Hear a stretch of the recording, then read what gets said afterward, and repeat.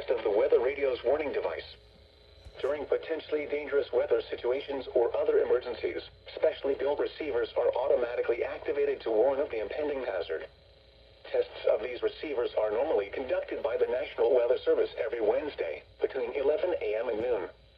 Reception of this program and the warning alarm will vary at any given location. The variability becomes more noticeable at greater distances from the transmitter.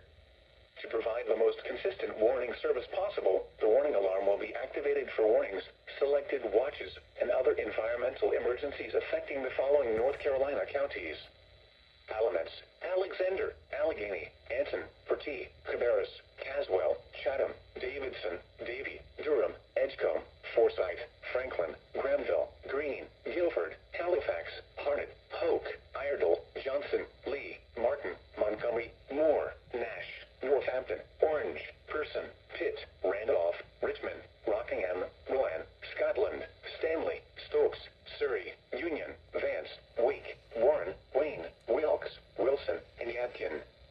The warning alarm will also be activated for the following counties in South Carolina: Chesterfield and Marlborough, and the following counties in Virginia: Brunswick, Carroll, Floyd, Grayson, Henry, Mecklenburg, Patrick, and Pittsylvania.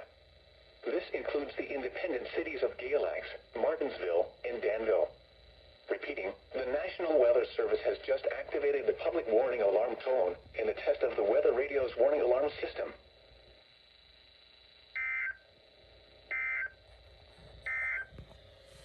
Here are the 10